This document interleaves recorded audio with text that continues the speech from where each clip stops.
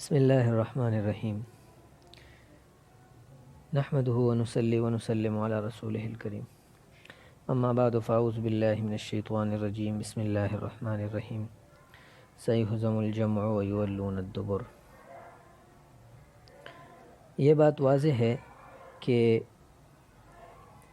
امام مہدی علیہ الرضوان کا ظہور وہ آخری زمانے میں ہوگا، لیکن آخری زمانے میں امام مہدی کا ظہور کب ہوگا یہ غیب کا علم ہے اور یہ صرف اللہ ہی جانتے ہیں۔ لیکن نصوص جو احادیث میں واقعات بیان ہوئے ہیں اور آخری زمانے میں ظہور مہدی سے پہلے جو نشانیاں بیان ہوئی ہے اس کے تناظر میں اگر دیکھا جائے تو وہ موجودہ دور ہی ہے، لیکن یہ بات نقط و قطعی ہے، نہ اس پر جزم کیا جا سکتا ہے کیونکہ یہ غیب کی باتیں ہیں اور غیب کا علم صرف اللہ ہی جانتے ہیں۔ لیکن ہمیں ان غیب کی باتوں سے متعلق یہ حکم دیا گیا ہے اور اللہ کی طرف سے اور احادیث کی روشنی میں یہ واضح ہوتا ہے کہ ہم یعنی احادیث کی تطبیق اپنے دور کے مطابق کریں اور اس تناظر میں جو صحیح راہ ہے وہ خود بھی سیکھے اور دوسروں کو بھی اس کی طرف دعوت دیں۔ تو احادیث اس بات پر دلالت کرتی ہے کہ امام مہدی کے ظہور سے پہلے امام مہدی کے لیے باقاعدہ ایک تنظیم ہوگا جو امام مہدی کو لانے میں اور امام مہدی کے ظہور میں اس کا عملی کردار ہوگا، اور یہی تنظیم خلافت مقدسہ کی شکل میں وہ ابھرے گا، اور اس کی ابتدا مکہ مکرمہ میں اور مدینہ منورہ سے ہوتا ہوا شروع ہوگا، اور امام مہدی اور اس کا ایک ساتھی وہ موسیٰ علیہ السلام کی سنت کی طرح وہ بھاگے گا، مکہ اور مدینہ سے بھاگے گا اپنے شہر کی طرف، اور اسی طرح آہستہ آہستہ یہ راز لوگوں کو پتہ چلنا شروع ہو جائے گا کہ امام مہدی کا ظہور وہ قریب ہے، اور اس طرح امام مہدی کے دوستوں کو اپنے دوسرے دوستوں سے اندازہ ہوگا، اور اس دوران امام مہدی کے ساتھ بہت سے ساتھی مل جائیں گے۔ لیکن امام مہدی سے متعلق احادیث کے بارے میں اور امام مہدی سے متعلق تنظیم کے بارے میں اگر احادیث کے تناظر میں ہم دیکھ لیں تو ایک ربانی اشارہ ملتا ہے، اور اللہ تعالیٰ کی طرف سے یعنی نبی کریم صلی اللہ علیہ وسلم کو غیب کی خبریں بتانے میں ایک بات کی طرف اشارہ ہے، اور امام مہدی کے لیے بھی اور اس کے ساتھیوں کے لیے بھی، کہ وہ زمانہ کب قریب ہوگا تاکہ امام مہدی کے ظہور سے پہلے اس واقعے میں اور خلافت کے دوبارہ احیاء میں وہ عملی کردار ادا کرے۔ تو اس میں دو باتیں ہیں۔ پہلی بات تو یہ ہے کہ ایک بہت بڑا حادثہ ہوگا جو حدیث میں فتنۃ الشام کے نام سے جانا جاتا ہے، کہ شام کے علاقے میں ایک فتنہ اٹھے گا، اور وہ فتنہ بچوں کے یعنی کھیل سے شروع ہوتا ہوا آئے گا، اور اس زمانے میں ایک سرخ بادشاہ ہوگا اصحب نامی، جس کا لقب اصحب ہوگا، یعنی وہ سرخ ہوگا، اور حدیث میں اس کی سفیانی کی طرف اشارہ ہے، بعض آثار میں اس کو اصحب کہا گیا ہے۔ اور اس جنگ میں، شام کے جنگ میں، امت کے جو بڑے دشمن ہیں، امت مسلمہ کے بڑے دشمن جیسے کہ یہود اور بڑے عیسائی ممالک، وہ اس جنگ میں کودیں گے، اور اس دوران یعنی مسلمانوں کا جو مخالف لشکر ہوگا وہ فلسطین کا ہر جانب سے احاطہ کرے گا، اور مسلمانوں کی عسکری قوت وہ ختم ہونی شروع ہو جائے گی، اور یعنی بیت المقدس اور اس کے گرد و پیش علاقے ان پر عیسائیوں کا اور یہودیوں کا غلبہ ہو جائے گا، اور مسلمانوں کے خلاف عظیم بڑے بڑے حملے ہوں گے، اور یعنی مسلمان اس دوران بیت المقدس کی آزادی کے لیے امام مہدی کا ساتھ دیں گے۔ لیکن امام مہدی کا جو سب سے بڑا دشمن ہوگا وہ سفیانی ہوگا، جس کو حدیث کے آثار میں سفیانی کے نام سے یاد کیا جاتا ہے، اور اور حدیث میں یہ بھی ہے، بلکہ یہ تو قرآن مجید کی آیت ہے کہ یعنی سورہ اسراء میں ہے، سورہ اسراء میں کہ ان کان وعد ربنا لمفعولا، کہ یعنی اللہ تعالیٰ کی طرف سے جو اٹل وعدہ ہے وہ ہو کر رہے گا، اور یہودی وہ بیت المقدس میں وہ جمع ہو جائیں گے۔ تو یہ یہودیوں کا بیت المقدس میں جمع ہونا اور وہاں بیت المقدس کا آباد ہونا، اور مسلمانوں کا یعنی مسلمانوں کا اس دوران جب بیت المقدس میں یہودی زور پکڑیں گے تو اس دوران مسلمان وہ کمزور ہو جائیں گے، اور بالخصوص یعنی بیت المقدس میں مسلمان کمزور ہو جائیں گے، اور بالعموم پوری دنیا میں مسلمان کمزور ہو جائیں گے۔ تو اس دوران امام مہدی کے ظہور کے لیے ایک جماعت وہ رکن اور مقام کے درمیان امام مہدی کا بیعت کرے گی۔ ایک واقعہ تو یہ ہوگا، اور اس دوران امام مہدی کا ظہور ہو جائے گا۔ دوسرا واقعہ یہ ہوگا کہ دنیا بھر کے مختلف علاقوں میں آسمان سے اوپر سے آوازیں آئیں گی، جس کو ہر علاقے والے، ہر زبان والے اپنے زبان میں اس کو یعنی سنیں گے، اور ہر طرف سے یہ آوازیں آئیں گی۔ نیند والا وہ اٹھے گا، اور جو اٹھا ہوا آدمی ہے وہ کھڑا ہو جائے گا، اور لوگ ان آوازوں سے وہ تنگ ہو جائیں گے اور اپنے گھروں سے نکلیں گے، اور یہ معلومات کریں گے کہ یہ کیا مسئلہ ہے۔ امام مہدی لوگوں کو حق بات کی طرف دعوت دیں گے، جبکہ اس کے مقابلے میں جو لوگ ہوں گے وہ لوگوں کو یعنی کفر، شرک، ظلم اور یعنی باطل کے ساتھ کھڑا ہونا، اور مسلمانوں اور عام لوگوں کی خون بہانے کا دعوت دیں گے۔ امام مہدی کے جو ساتھی ہوں گے وہ امام مہدی کو جانیں گے اس کے نام سے، اس کے باپ کے نام سے، اور یہ آوازیں جو ہر زبان میں سنی جاتی ہے، اور ہر علاقے کے لوگ ان کو اپنی زبان میں سنیں گے، اور سب لوگ اس آوازوں کو سمجھیں گے۔ تو اس سے بظاہر یہ جو آسمان میں، یہ جو فضا میں یہ جو سیٹلائٹ سسٹم ہے اور جو موجودہ انٹرنیٹ نظام ہے، تو اس طریقے سے یہ اس پر بھی صادق آ سکتا ہے۔ لیکن سارے لوگ یہ آسمان میں، اور یہ جو انٹرنیٹ ہے اس کے ذریعے سے سارے لوگ یہ سوال کریں گے اب ایک دوسرے سے کہ امام مہدی کون ہے اور وہ کہاں ہے۔ لیکن جو زمانے کا فرعون ہوگا اور جو حجاز کا بادشاہ ہوگا اس زمانے میں، وہ لوگوں کو امام مہدی کے بارے میں وہ معلوم ہونے کا، اور امام مہدی کے اہل خاندان کو یعنی ظلم و ستم کی چکی میں پیس کر اس کو یعنی ختم کرنے کا پلاننگ کرے گا۔ لیکن اللہ رب العالمین ان آوازوں کے ذریعے سے امام مہدی کی نصرت کریں گے، اور لوگ امام مہدی پر متفق ہونا شروع ہو جائیں گے۔ اس طرح امام مہدی وہ ایک اسلامی نئی اور جدید احیاء خلافت کے لیے راہ ہموار، خود اپنے لیے راہ ہموار کرے گا۔ لیکن جو لوگ غیب کی باتوں پر یقین رکھتے ہیں اور انہوں نے یہ آواز سنی ہوگی، تو وہ یعنی اللہ تعالیٰ کے حضور وہ دعائیں کریں گے، اور کہ وہ امام مہدی کے بارے میں وہ اللہ تعالیٰ ان کو امام مہدی کا دوست بنائے، کیونکہ یہ اس کا زمانہ قریب ہی ہے۔ تو امام مہدی کے بارے میں احادیث پڑھنا، اور امام مہدی کے بارے میں سوچنا، اور ان کے بارے میں یعنی تلاش کرنا، اور اس کی نصرت کے لیے، ان کی مدد کے لیے اپنے آپ کو مستعد رکھنا، یہ اس کے بارے میں بہت سی احادیث ہے، اور یہ آوازوں کے بارے میں بھی بہت سے احادیث ہے۔ ان احادیث کا اگر ہم جائزہ لیں تو ان احادیث میں یعنی بعض آوازیں وہ امام مہدی کے بیعت سے پہلے ہیں، بعض آواز امام مہدی کے بیعت سے ایک دن پہلے ہیں، بعض آواز امام مہدی کے بیعت کے بعد ہیں۔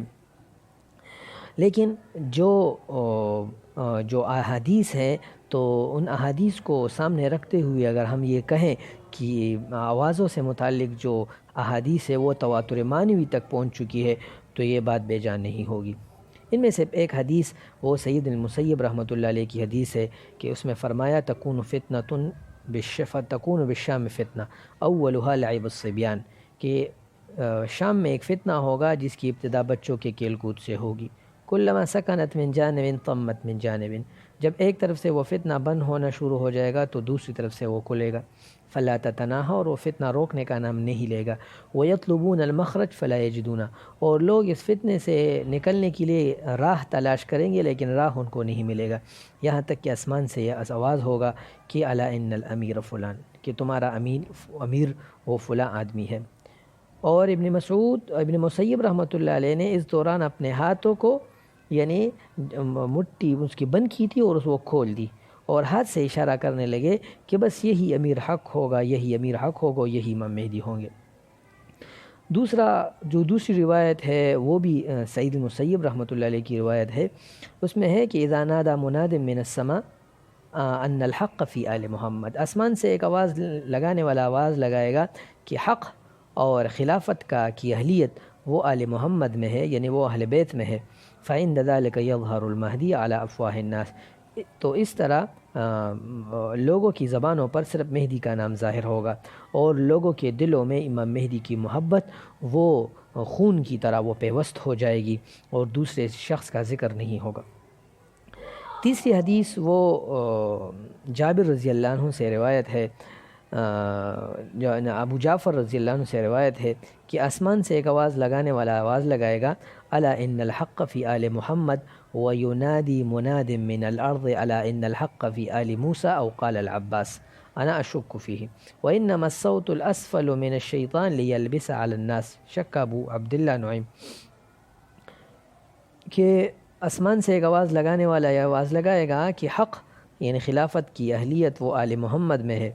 اور ایک زمین سے ایک آدمی آواز لگائے گا، ایک آواز زمین سے بھی اٹھے گی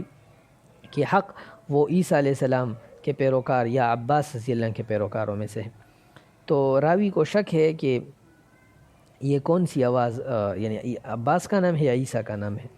لیکن یہ نیچے والا آواز یہ شیطان کا ہوگا اور لوگ کو دھوکہ کرنے کے لیے یہ کہے گا.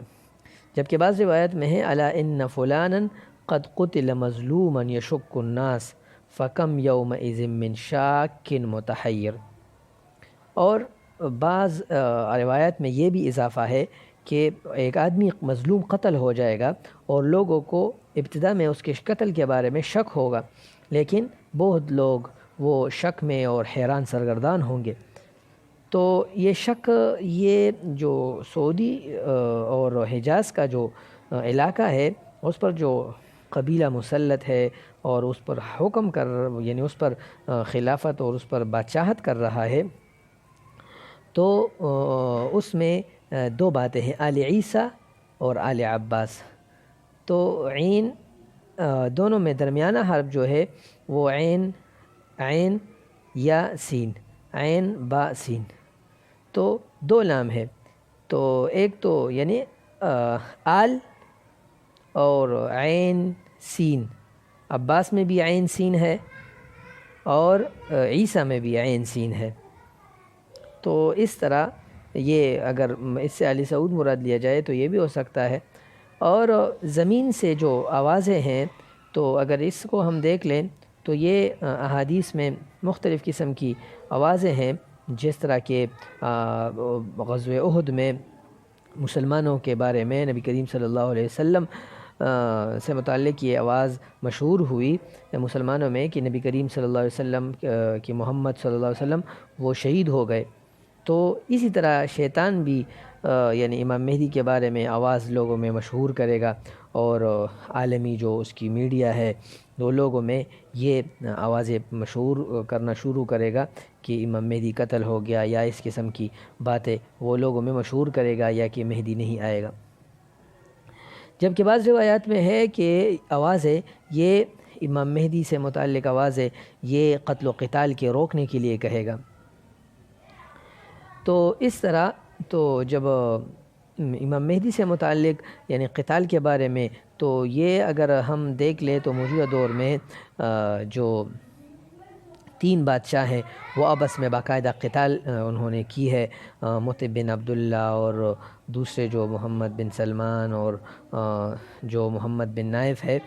تو یہ بیت اللہ میں قتال بھی ہوئی ہے اور یہ اقتتال یہ جو لڑائی ہے اور اس سے علاوہ دوسری بھی جو بیت اللہ شریف کے قریب جنگیں ہیں اس کا تذکرہ زیادہ آج کل یعنی ہونا شروع ہو گیا ہے. لیکن یہ جو آوازیں ہیں ان میں باہمی فرق ہے، جبکہ بعض روایات میں ہے کہ یہ آوازیں رمضان کے مہینے میں، بعض میں ہے کہ رجب کے مہینے میں، بعض میں ہے کہ حج کے موسم میں، بعض میں ہے کہ محرم میں، اور بعض میں ہے کہ نفس زکیہ کے قتل کے بعد، جبکہ یہ متعدد آوازیں ہیں اور متعدد یعنی باتیں ہیں۔ تو ظہور مہدی سے پہلے آثار کے تناظر میں یہ دو باتیں معلوم ہوتی ہیں، ایک تو شام کی کا جنگ، اور دوسرا شام کی جنگ کے بعد امام مہدی کے بارے میں آوازیں، یعنی امام مہدی کے بارے میں ایک قسم کی آوازیں ہونا شروع ہو جائیں گی، آپس میں لوگوں کی آوازیں اور جبریل امین کی آوازیں، انٹرنیٹ کی، اور آپس میں اس کا تذکرہ یہ عام ہو جائے گا۔ تو یہ آسمانی آواز یہ امام مہدی کے یعنی ظہور کے وقت یہ حرم سے شروع ہو کر دنیا میں پھیل جائے گی۔ اور بعض روایات میں سے معلوم ہوتا ہے کہ امام مہدی کے انصار جو مدینہ منورہ میں ہے وہ مکہ مکرمہ میں آئیں گے، اور جبکہ بعض روایات میں ہے کہ دنیا بھر سے امام مہدی کے بیعت کے لیے لوگ وہ تشریف لائیں گے، اور وہ یعنی امام مہدی کے بیعت کے لیے مکہ مکرمہ میں، اور بعض علماء 7 یا علماء 9 کا تذکرہ بعض حدیث اور آثار میں ملتا ہے کہ انہوں نے تو باقاعدہ پہلے سے امام مہدی کی نوازوں کے بعد امام مہدی کے لیے تیاری کو شروع کی ہوگی، اور وہ اس آرزو اور اس امید سے آئے ہوں گے کہ امام مہدی کے میں جو ہے نا وہ یعنی وہ امام مہدی کو جان لے اور امام مہدی کے ساتھ بیعت کر لے۔ جبکہ حدیث میں آیا ہے کہ امام مہدی وہ خود وہ یعنی اپنی اصل شکل میں نہیں آئیں گے، بلکہ وہ یعنی ایک روپ دھاریں گے، اور ایک روپ میں آئیں گے کہ امام مہدی وہ تدریجاً لوگوں میں ظاہر ہوں گے، یعنی آہستہ آہستہ لوگوں میں ظاہر ہوں گے، اپنے حقیقی نام سے وہ ظاہر نہیں ہوں گے بلکہ اپنے غیر حقیقی نام سے ظاہر ہوں گے، جیسے کہ یظہر فی شبہۃ لیستبین فیعلو ذکرہ ویظہر امرہ۔ لیکن اس میں یہ بھی ہے کہ اپنا جو کوڈ اسم ہے، کوڈ نام ہے، وہ تاکہ لوگ اس کو مان لے، لوگوں کے ذہن میں یہ بات آ جائے، اور اس کے بعد شخصی صفات امام مہدی کے، شخصی صفات امام مہدی کے، زمانی صفات امام مہدی کی، مکانی صفات امام مہدی خود ان کو سمجھائے۔ تو روایات سے معلوم ہوتا ہے کہ امام مہدی اس زمانے میں وہ چھپے ہوئے ہوں گے، یعنی وہ یعنی انٹیلیجنس وغیرہ اداروں سے، خوف سے وہ چھپے ہوئے ہوں گے تاکہ اس پر کنٹرول نہ ہو۔ اور امام مہدی کے ساتھی بھی وہ امام مہدی کا یعنی کے ساتھ ہوں گے، لیکن یہ امام مہدی کا یہ چھپنا یہ ظہور کے لیے اور آنے کے لیے، یعنی ان کے لیے امام مہدی کے بیعت سے پہلے جو امام مہدی کا ظہور ہوگا تو اس آنے کے لیے ایک باقاعدہ تمہید کی صورت ہوگی۔ اور اس زمانے میں امام مہدی کے ساتھ بعض لوگ ملیں گے بھی، سفراء بھی ہوں گے جو امام مہدی کی طرف سے نائب ہوں گے، لوگوں سے وہ باتیں بھی کریں گے، جس طرح کی شیعہ روایات وہ اس بارے میں باتیں کرتی ہے، لیکن شیعوں نے اس سے اپنا غیبت کبریٰ غیبت صغریٰ کا عقیدہ بنا لیا ہے۔ لیکن امام مہدی جب ظاہر ہوں گے تو اس دوران سفیانی اور ظالم بادشاہ وہ زیادہ ہو جائیں گے، لیکن جب زیادہ ہو جائیں گے تو اس طرح امام مہدی اس کے بعد وہ یعنی روپوش ہو جائیں گے۔ تو ان 3 حالات میں یہ جو 3 حالات گزرے، 2 حالات اور تیسرا امام مہدی کی بیعت کی تیاری، تو یہ ایسے زمانہ ہوگا کہ اس دوران امام مہدی کا ظہور ہو جائے گا، اور لوگوں کے ذہنوں میں، لوگوں کی زبانوں پر امام مہدی کا وہ چرچہ ہو جائے گا۔ لیکن مسلمانوں کے جو گرد و پیش لوگ ہیں وہ باقاعدہ اپنی قیادت سے مکمل طور پر تنگ آ چکا ہوگا، اور بھی امام مہدی کے کرامات اور اس کے ظہور کا یعنی مناسب وقت امام مہدی وہ تلاش کریں گے تاکہ اس کا ظہور ہو جائے۔ لیکن یہ اس زمانے میں امام مہدی کا یعنی کے زمانے میں جھوٹے مدعا یعنی مہدویت وہ اتنے زیادہ ہوں گے کہ حق مہدی کی طرف لوگوں کی توجہ وہ زیادہ نہیں ہوگی۔ اس وجہ سے یعنی وہ کہیں گے کہ یہ تو جھوٹ ہو سکتا ہے، حالانکہ امام مہدی کا جو کی بات ہے وہ تو اظہر من الشمس ہے، لیکن پھر بھی لوگ جھوٹے مدعیان کی وجہ سے حقیقی مہدی سے بھی وہ کنارہ کشی اختیار کرنا شروع کریں گے۔ لیکن جو حجاز میں اس زمانے میں جو سیاسی قوت ہے، تو سیاسی قوت کا باہمی تنازع اور قبائل کا لڑنا وہ امام مہدی کے لیے تکوینی طور پر راہ ہموار کرے گا، اور اس راہ ہموار کرنے کی صورت میں امام مہدی جب وہ یعنی آئیں گے، اور امام مہدی وہ باقاعدہ لوگوں کو ان کے ہاتھ پر بیعت کریں گے۔ اس طرح امام مہدی سے متعلق جتنی روایات ہے، یہ ان روایات کا ایک تطبیقی جائزہ ہے۔